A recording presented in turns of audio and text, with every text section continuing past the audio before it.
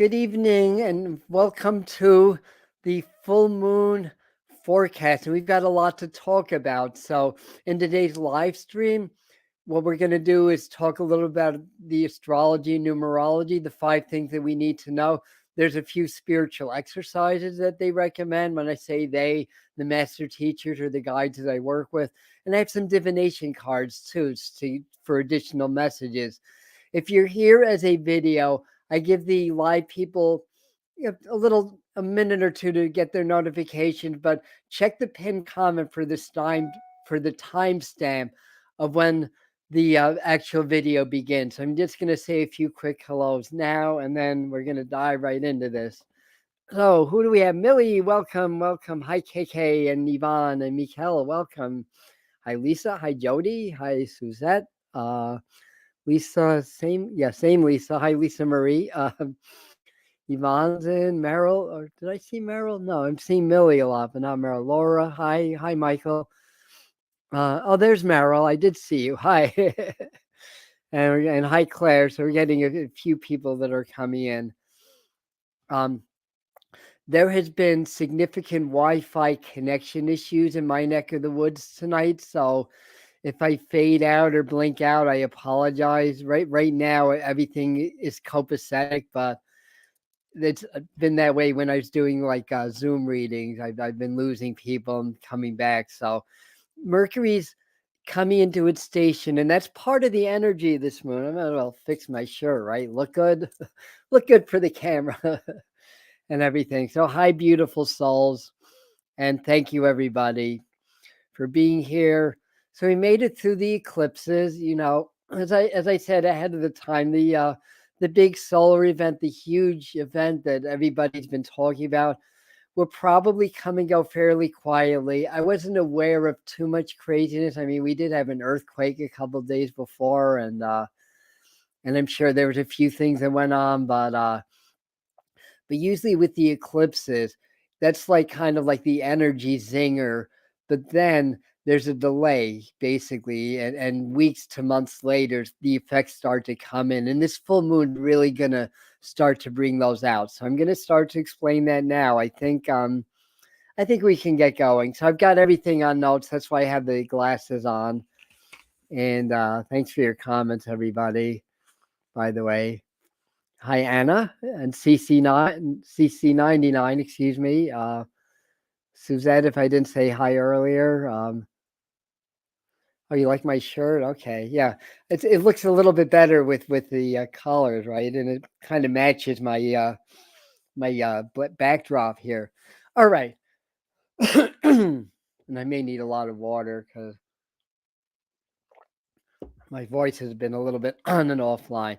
All right, and while we're waiting for the last few people to come in, what was I going to say? Yes, Earth Day is on Monday, and we're going to here on the channel, here on YouTube, on the Medium channel. That's where we are, right? We're going to get together to do some prayers for the Earth, prayers for humanity, bring our energies together to try to raise the vibration and frequency of Mother Earth and all of her inhabitants. I think I'm doing that one at 6 o'clock. And then those of you that are in Spirit Mind family will do a special transmission for those energies to help us to shift into a higher vibration and frequency. And if you're not on Spirit Mind family, that's our Patreon group. For a $5 membership, you can do all the transmissions with us. And you get the live video, the pre-recorded video, the meditation of the month. And for a free membership, you can participate on the community boards and the live events. But for paid members, you get the extra thing. So anyway, there'll be information on that on the pinned comment also. So diving right in now. There's one other thing. Well, Sunday's tarot time. Monday. On the full moon itself. That's on the 23rd. So that's on Tuesday. Either myself or Heather and I will do some energy transmissions right on the day of the full moon. So the full moon is April 23rd, unless you're in Europe or points east, then it's early morning on the 24th. Here in the East Coast of the United States, in Eastern Daylight Time, it's 7:49 p.m. And so this is happening, this is part of the numerology. There's a few interesting numerological qualities. it's happening on a universal 8-day here, and then on a universal 9-day, because it's the 24th in Europe and in Asia and Africa, in Australia. And did I miss any continents? I think I got them all. And that's the 9-day. 9's Mars in completion. 8 is Saturn guided numerology, and it's really about financial stuff. It's about structures, infrastructures, governments, world organizations, big institutions, and stuff like that. So we've got a humdinger of a full moon coming on an 8-day, and there's more. There's more. Jupiter and Uranus are conjunct now, and on the 20th is the peak of the conjunction, which is going to be at 21 degrees of the sign of Taurus. Now, Jupiter's going to move into 22 degrees by the full moon on the 23rd, and Uranus will move to 22 degrees either that night or the morning after. Everything in my ephemeris is in Greenwich time, so I have to kind of change the times a little bit.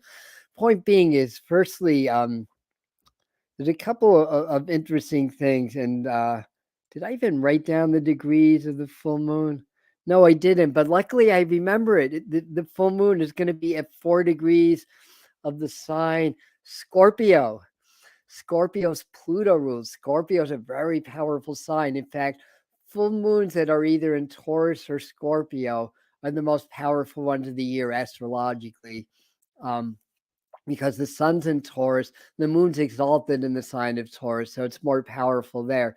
So when we get the Scorpio full moon in late April or May, and then the Taurus full moon in late October or November, those are powerful full moon.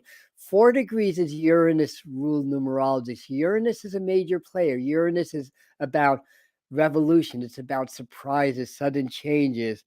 Now, the conjunction with Jupiter and Uranus, it's going to move into 22 degrees, which is also Uranus guided numerology. It's a master number, so you don't reduce it to 4, but it carries that planetary energy with it.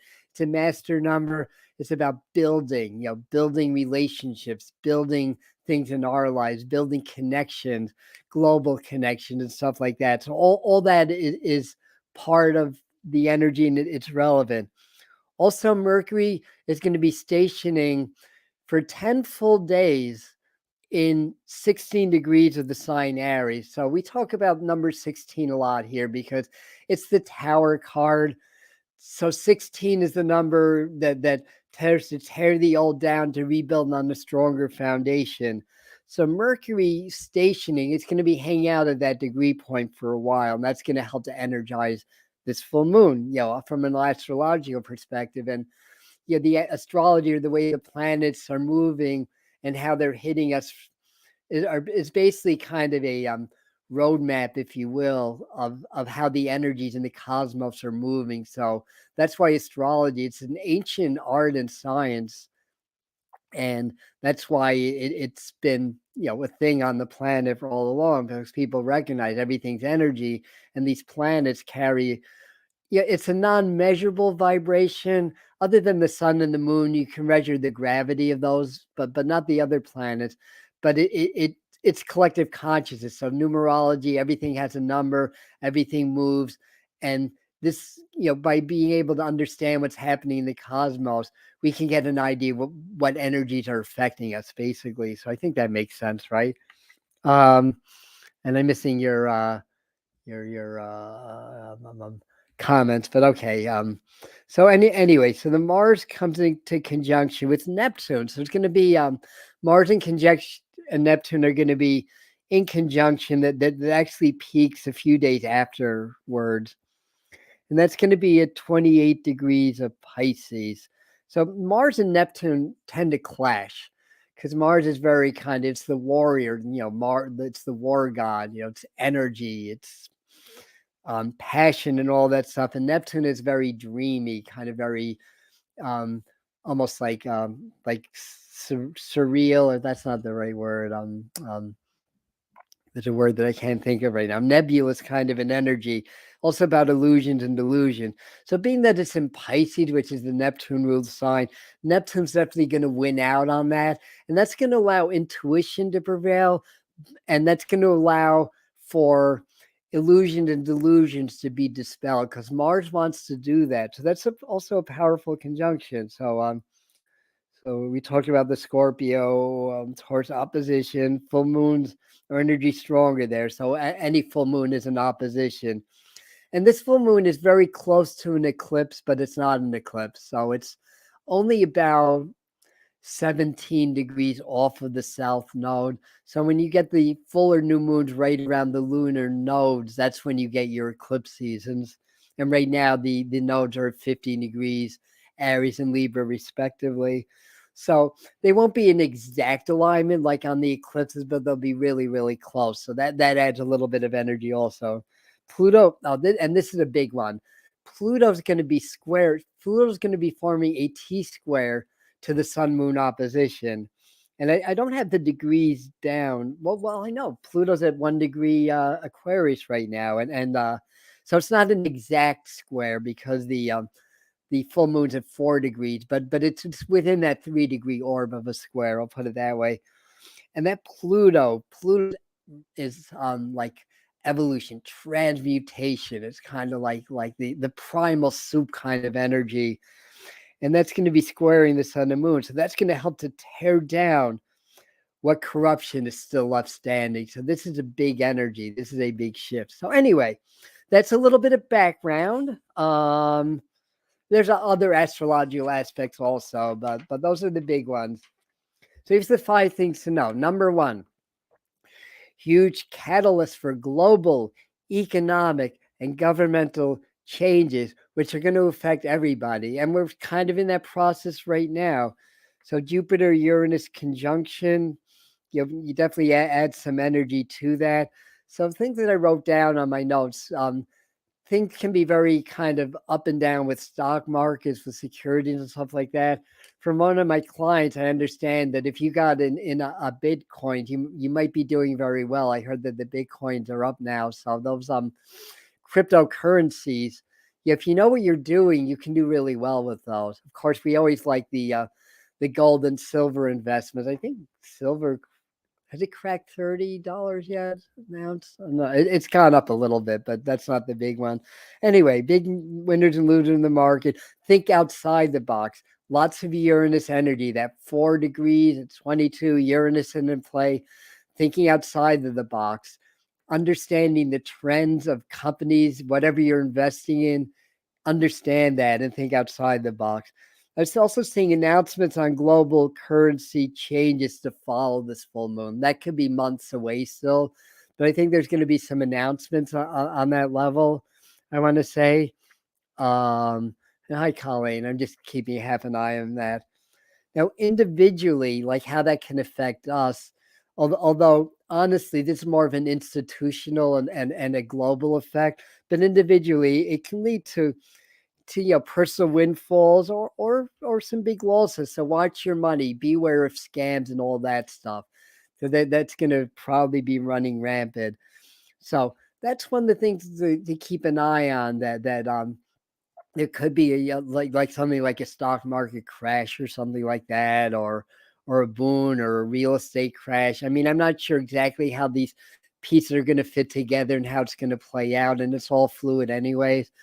But I do know that this energy, especially given to what's been happening and how it's been leading up to this, is really going to start to really chip away at that corrupt world economic and governmental agendas, basically. And, they always want to centralize things and control things. And I think a lot of awakening also to how things work, in the economy, how things work in money.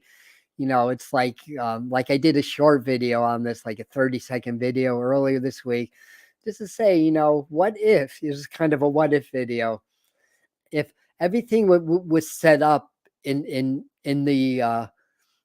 the world, like in our jobs and our work worlds, to completely demoralize us, to sap us of all of our time and all of our energy, to give us just enough money to come back the next day, do it all over again, while we have absolutely no time or energy to work on our spiritual pursuits to make other people rich, basically.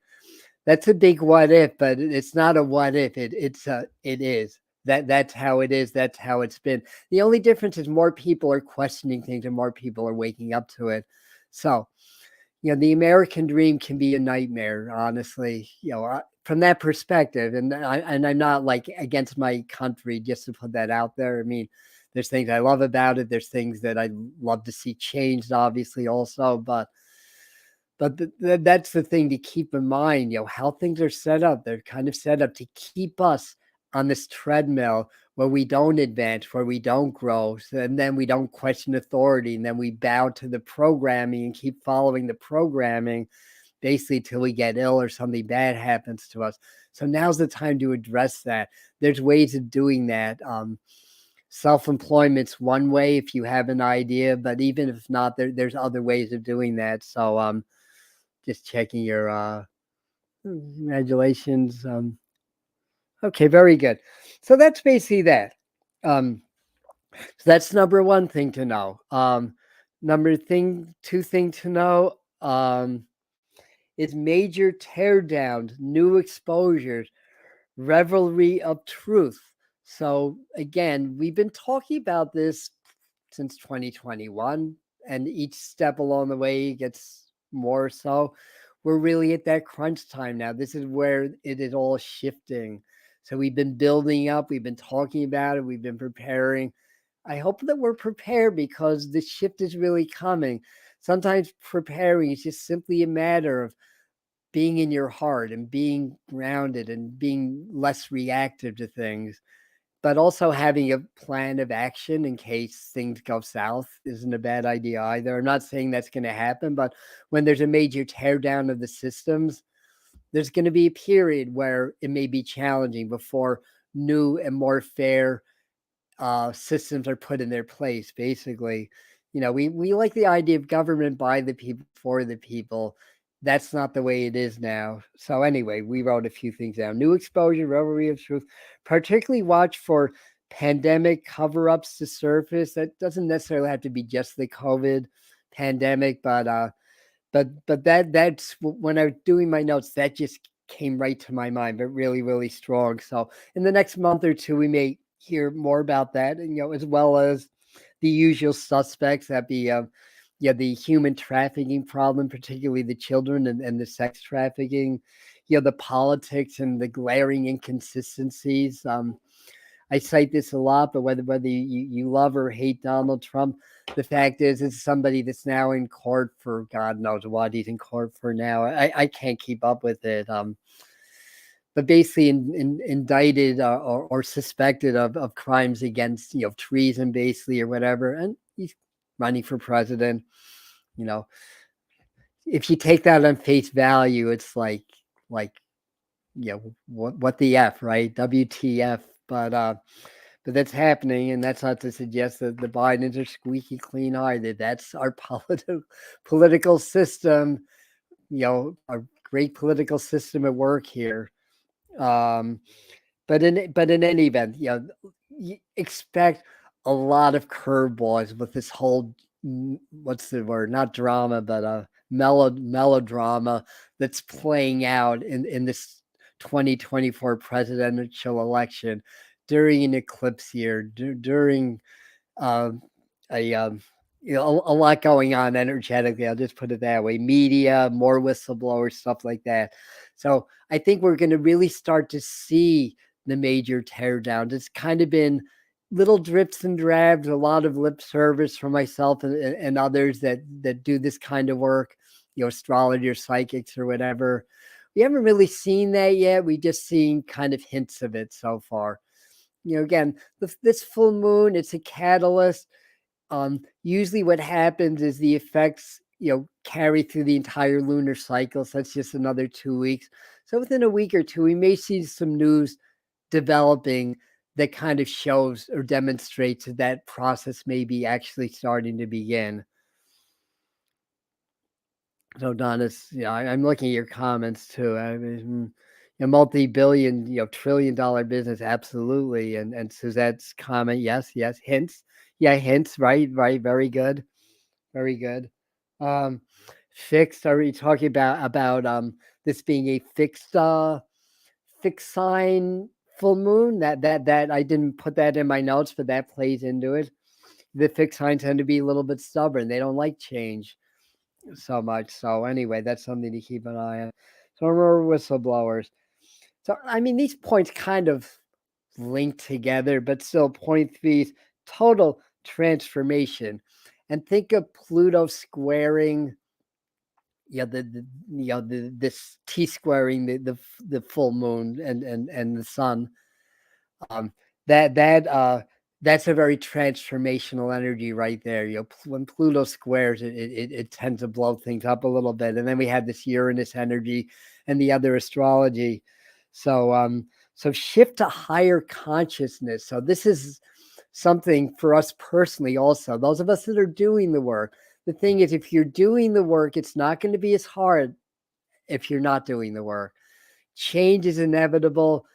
Change being challenging is also inevitable. How we handle that change, that's really up to us, and prepare how we prepare for it, that's really up to us also.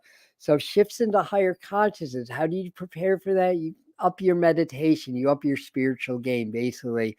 Do the heart brain coherence or similar disciplines that help to expand and open the frequencies of the heart, which is the largest electromagnetic generator in the body. And the brain or the mind is the transmitter receiver of that heart energy and information, but they're linked and they're connected. So when you're in your heart, then you are immune to the programming. And there is a lot of programming going on. Everything from the media to subtle things that come in advertising to frequencies. We all have cell phones, right? I'm on a computer with Wi-Fi signals. These are all frequencies. Subliminal messages can be encoded in frequency. Frequency is a language unto itself, basically.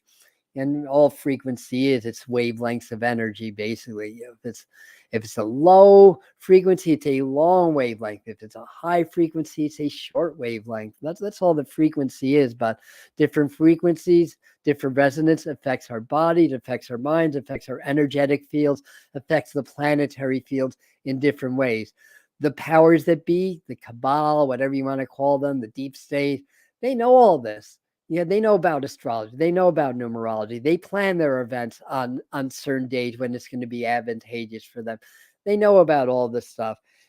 Part of the major teardowns or total transformation. Yeah, we may hear more about things like geoengineering and chemtrailing is on. It's been, I don't know about you guys, but I've been seeing a lot more of that. And being that I graduated with a degree in meteorology and I was aware of contrails since the 1960s, I could remember asking my mom as a little kid, why are those clouds being formed on the back of the airplanes? Even back then, I don't think they were, I mean, there may have been chemtrailing back then because cloud seeding was happening to some degree, but contrails under the right atmospheric conditions can last about 10 minutes and even up to 20 minutes after the jet passes, but they don't spread out and form clouds. They keep a fairly narrow fixture in the sky. They don't turn to clouds, and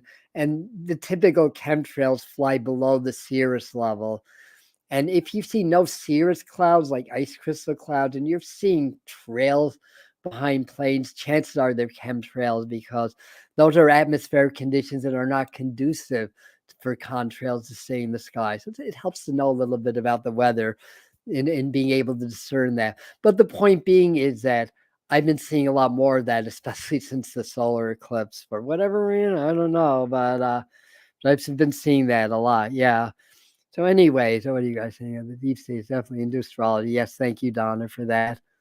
Or probably admit your own faults. Absolutely, CC.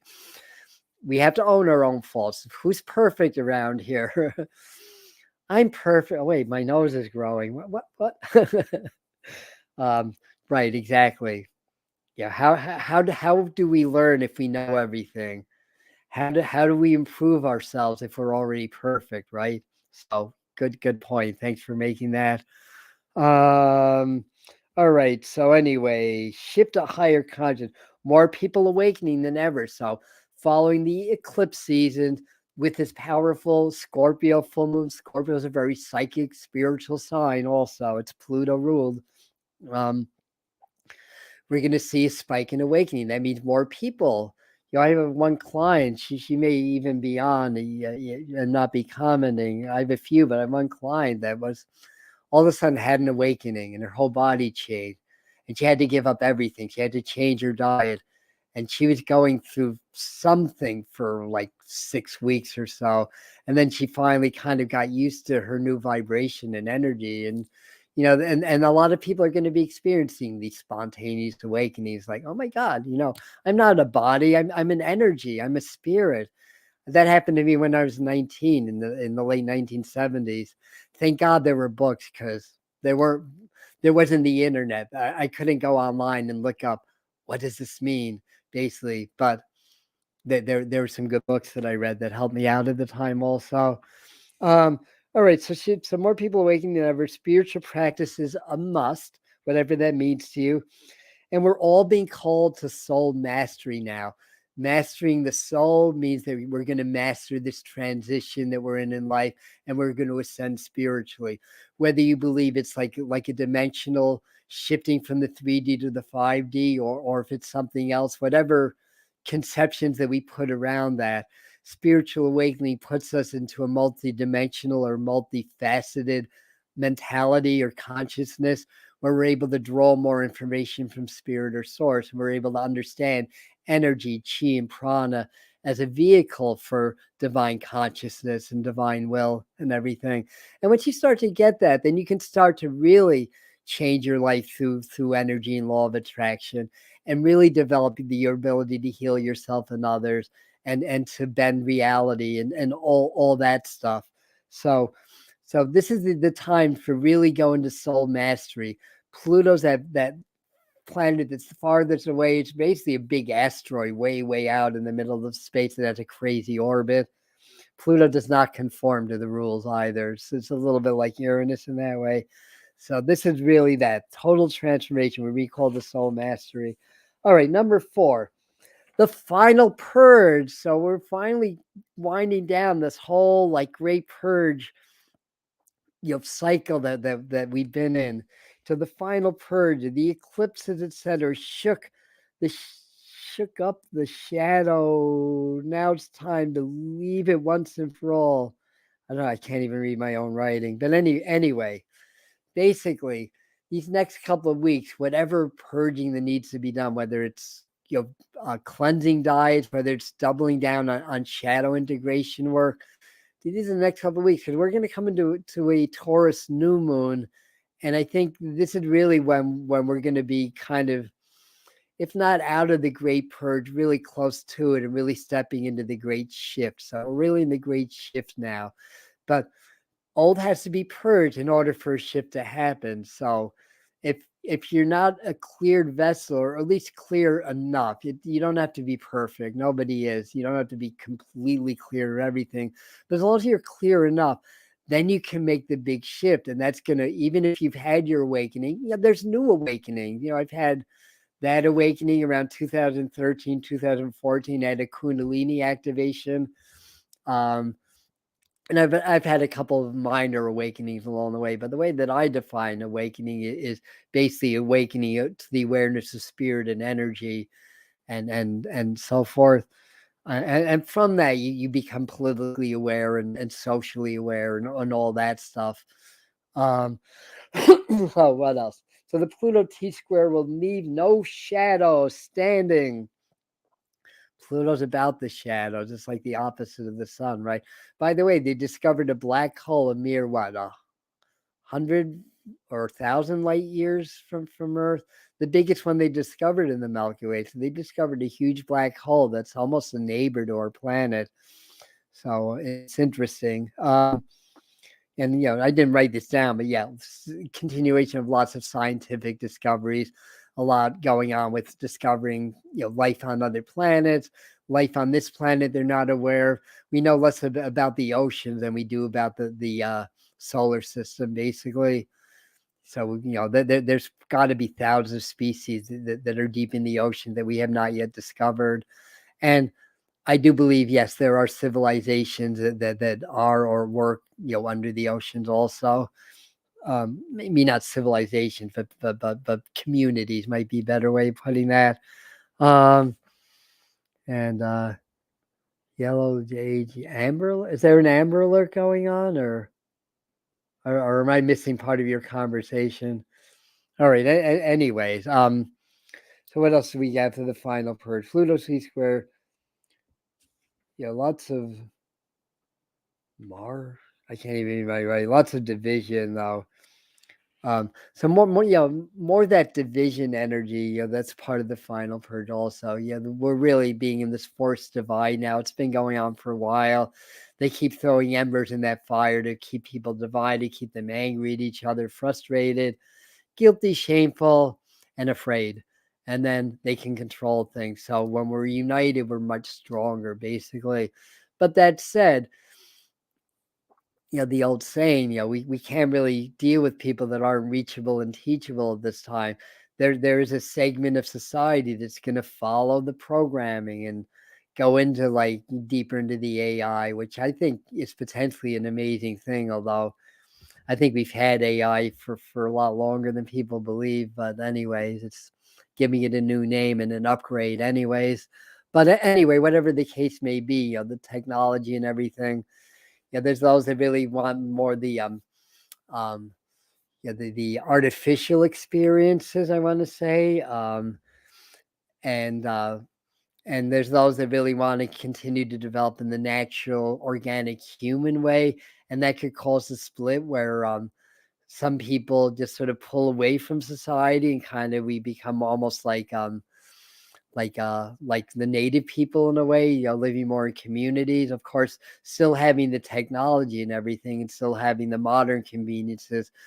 But I think this is really going to put another what's the right word, another fire under the great divide that's going on in the world now. And so far things aren't still clicking now. I don't know exactly what points these would come under. Maybe point two major teardowns, but of course I'm aware of the escalation of hostilities in the Middle East, and that whole thing with Iran started literally days when I was on YouTube Live saying there's something big happening. I haven't felt this since the start of the Ukraine Russia. I don't even want to say the start of the war or the conflict because it wasn't the start. It was already happening. And then that happened. But I don't think that's the big one yet. I think that's leading up to the big one. So, yeah, some people believe World War III is already happening. I prefer not to use that terminology, not to put any energy into that, frankly, because I don't believe it's going to happen to the level of a whole global war, similar to World War I or World War II. Plus, it's all fought on the cyber battlefield, and then it's reflected in the physical battlefield, the one where people die and where villages get destroyed and people get displaced and refugees are created and all that stuff. So it's hard to just see that happening when you're empathic. But you know what? You've got to stay in your heart. Be empathic, yes, but don't be empathic to the point where it's causing you to lose your power and lose your focus and get you off of your game. So, and there's an exercise that I'm going to share to help you with that in a minute. So anyway, reset's a good word, Anna. Yes, absolutely. Shit's hitting the fan this year. Yep. Where it hit made sense. Yep. Okay. Uh, the sun. Yeah, Donna's saying 100. What was it? 37 times the volume of the sun, I think, or something like that. I'm just catching up on that. Yeah, absolutely. You're welcome. So anything else to say about that? I mean, I know whenever I end these live streams, I'm like, shoot, I didn't think about that. And then anyways, that said, that's a lot of information. This is the final purge. And the fifth thing to know is, like all full moons, this is ideal for manifestation work. So do your prayers. What do you want to manifest in your life? The force is with you for that.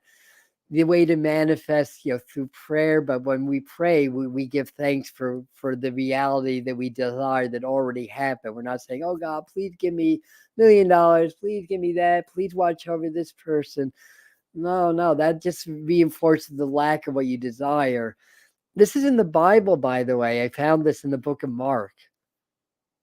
I think it's 11:24 or 24:11 in Mark, where Jesus says, whenever you ask for something in prayer, feel like you already have it and it shall be yours. And that's how I learned how to pray through my Native American teachers. It's like, we don't, and Greg Braden has a little piece on this also, that we don't ask the Creator to make it rain, because all we're doing is reinforcing the lack of rain, but rather we feel the rain hitting our body. We feel the rain helping the crops grow. We thank the Creator for the rain that's already falling. So that's how to manifest. Whether you light a candle, do prayers, it's like it's already happened. Feel it. Feel it in your heart. See it in your mind. When you blend your heart and your mind, you blend with spirit and source. You step into the quantum field and you begin to create it. Now, because we're in a very dense field in this physical, the power of repetition is usually necessary. I've been working on manifesting money for years. I'm less in debt, but I haven't manifested the money that I desire yet. Does that mean I think the law of attraction doesn't work? No, it makes me know that I have very deep programming and I have to keep at it through the power of repetition. My vibrations changing and my desires are going to come to me. So I'm always giving thanks to the wealth that I already have, basically. Anyhow, I noticed a few people just jumped on late. I mean, you can go back to the beginning, or when we stop, you can watch the rest of this. So anyway, manifestation work. Where do you want to be as the society rebuilds? That's what, when I was doing a little channeling, that's what Spirit said to ask you.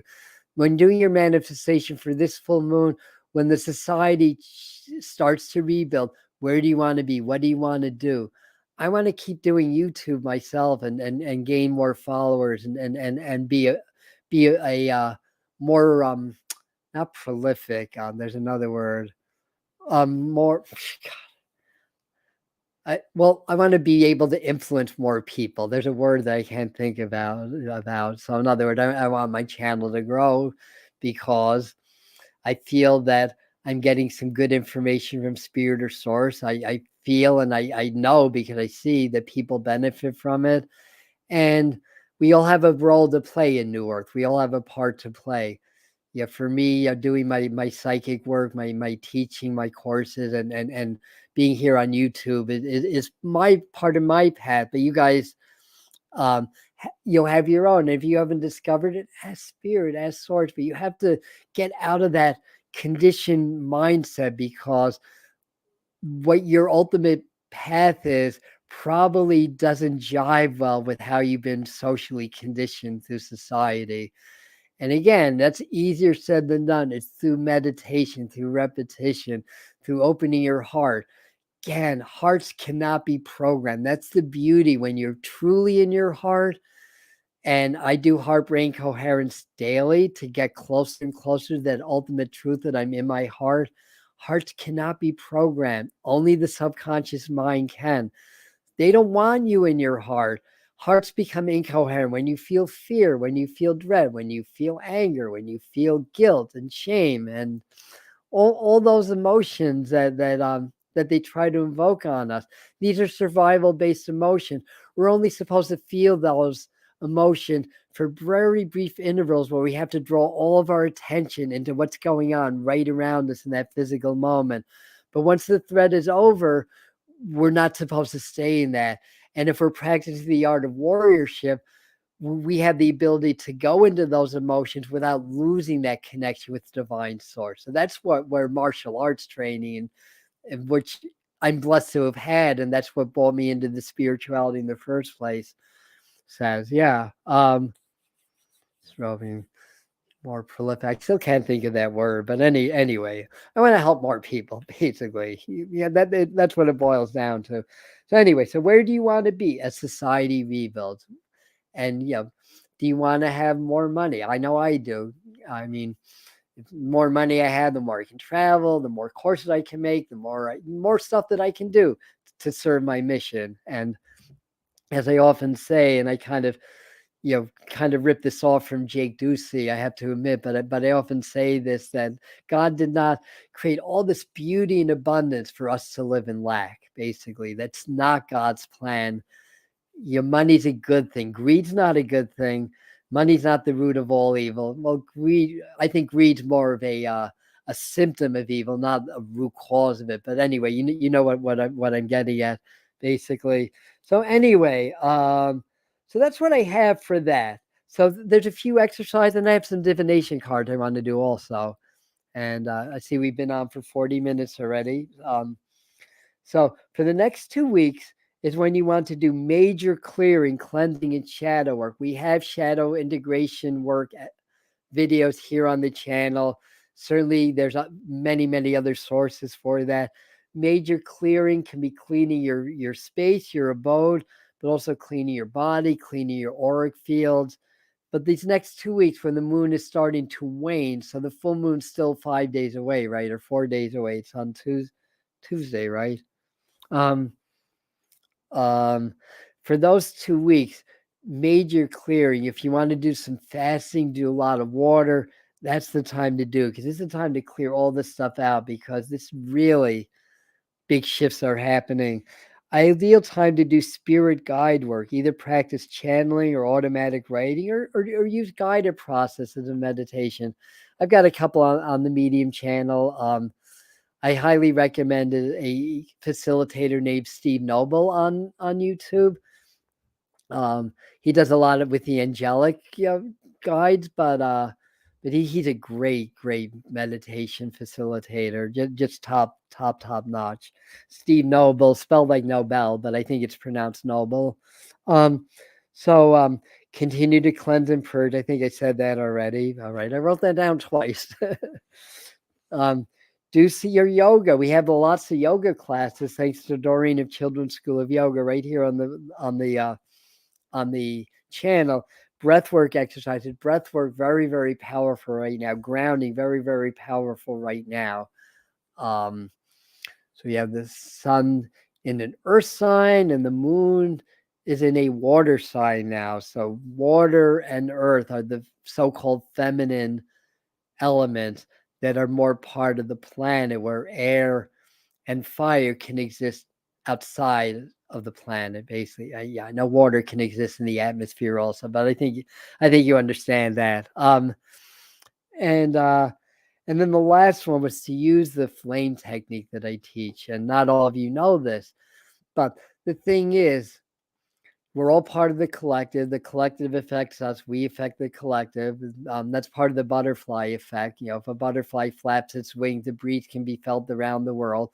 It's much stronger next to the butterfly than it is in China, but it affects everything. So the thing is, yes, we're part of the collective, but the collective is in a lot of turmoil right now. And it's very much infiltrated by negative forces right now.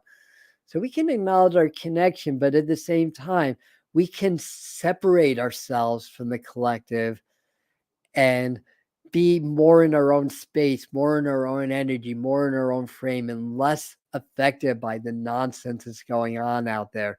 And one way to do this is what I call the flame technique, or my flame technique. The other people use that word also. You can use a live fire, like I have up here. Oh yeah, you can see the candle. Or you can visualize a fire. I like the live flame myself. To me, that's more powerful. So what do? You get relaxed. It's a meditation. Meditation is the act of stilling your mind and allowing yourself to just open your fields of awareness. So when I'm not thinking and I'm not engaged in internal dialogue, my consciousness expands to things that I may not be aware of if I'm thinking. I mean, if I'm thinking, I know I'm not even aware what music's on. I'll put it that way. When I'm really in my thoughts, there's a word for that. Well, I think my God, you're saying, you mean obsession? No, that's not what I'm saying. But yeah, that might fit also. But anyway, point being is that you get very present. So you start with the breath. So when I'm not thinking, then my consciousness expand. I can feel my body. I can feel energies. I can feel the flow. I can get messages from spirit. That can't happen if I'm thinking, if I'm in my internal dialogue. I'm cutting all that out, basically. So when people meditate, very often they get very anxious or something tries to block them. And it's just because it's an unfamiliar state of energy, and the subconscious mind resists because it's not familiar, and it's perceived as a threat to survival. So the ego tried to kick in and block you, basically. You just have to keep doing it, and you start working through it. Once it becomes more of a familiar state, then then it gets easier. But anyway, I digress a little. Not really, because it's important to distinguish how I define meditation and presence, right? So we get very present, meditate, and then you do a focus gaze. It's called transfixing, fixating to go into trance state. So I transfix on the bright spot, right above the wick. It's a focus gaze. It's not a stare. Stare is tension. You want to be relaxed, open. Gaze in the center of the flame. Start to feel the flame. Start to feel a connection with the flame. Then in your mind, you step into the flame and you visualize that you're in the flame, and this fire insulates you from the collective, and you can be much more in your own place. It's just you and God, or you and source. It's not the craziness of the collective. And if you practice that, then you start to develop natural shielding. So you're not so affected by all this nonsense, because that's what makes it hard. For those of you that say, oh yeah, spiritual practice, that's a great idea, until you try to do it, and it's hard because there's forces that don't want you to be spiritual. If too many people are spiritual, the whole deep state agenda just gets flushed down the toilet, basically. So they don't want that. They know how to infiltrate and influence the collective that affects all of us. So this is a way to do that. That's way number one. Way number two is work with the heart. The more in your heart frequency you are, the more you're in. Well, I'll just say you're in a higher place in the collective. You're not in that program collective. There's different levels of that also. But again, the heart is spirit, and spirit is the heart. It's the indwelling way to connect to source or spirit. Through universal, even through the earth, you can also. So anyway. So do that, and where are my divination cards? What do we have here? Let's see. The first one I grabbed is Kyle Gray's Divine Masters deck. So let's see what message from the Ascended Masters. Thank you, Donna, for saying the heart. Yes. Watching the fire now. Good for you, CC. Theater. Scene.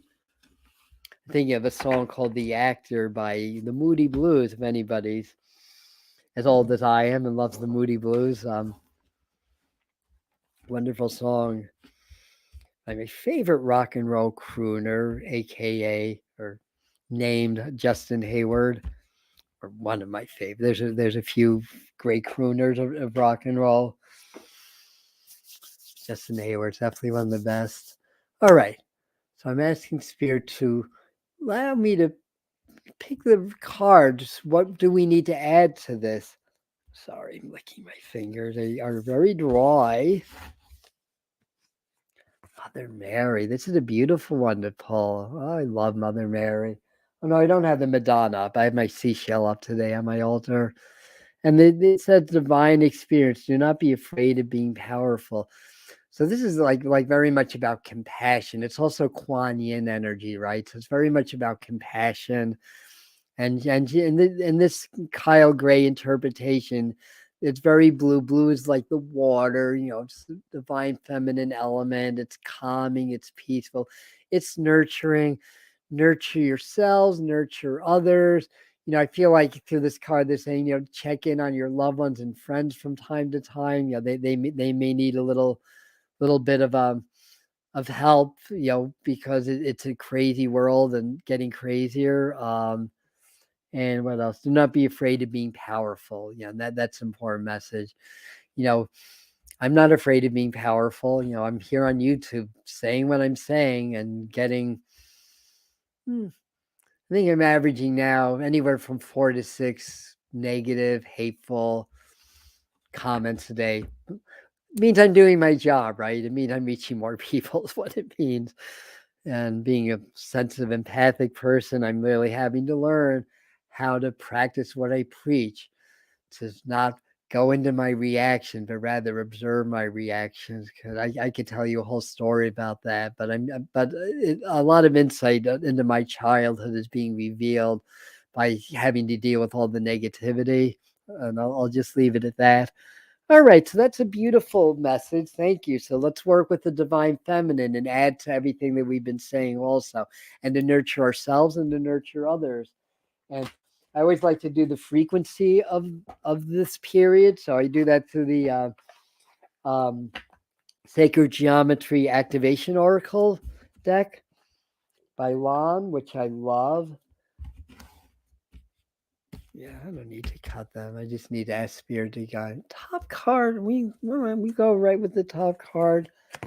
I like this because it's very solar. We had a very kind of divine, feminine, deep blue. Now we have a yellow, orange, red, all these fiery kind of energies and colors. And the frequency of delight supports our capacity to create and experience feelings of intense joy and happiness. The more delight we feel, the more delight we evoke in others. And I think part of the message is, let's not get pulled down by the collective or pulled down by others, but rather let's uplift that. And there's another message. The more we feel delight. Okay, yeah, the other message came. And the idea, and this is part of Heart Brain Coherence also, is choose how you're going to feel. I know that's not always easy. And I've been doing this a while. It's not easy for me. But in your meditation and opening your heart, you can do that. So you choose, like, I'll choose to feel joyful. I'll choose to feel compassionate. I'll choose to feel grateful. Sometimes it's really hard to do. I do my best. That's one of the 4 agreements by Don Miguel Ruiz. Always do your best. And not all days are easy, but choose to feel joyful. And then that becomes more part of your auric field. So then when you go out there, you're radiating more joy, basically. Plus, it's good for your health. This is a very healthy energy. Delight is a very healthy energy. So work with the frequency of delight. Seek things that bring you delight. It's just because it's a difficult, challenging time doesn't mean we can't have any fun, right? We need that balance. We need to have a good time. It doesn't always have to be spiritual. We can indulge our physical bodies too. As long as it's in balance and as long as we're keeping our spiritual perspective, we can eat what we want, have sex, whatever it is that you want to do. To bring delight. It's fine. And I think that that's necessary as well. In moderation, of course. We don't want to hurt ourselves. So all repeating. Someone I can turn to some. I'm just glancing your comments here. I said,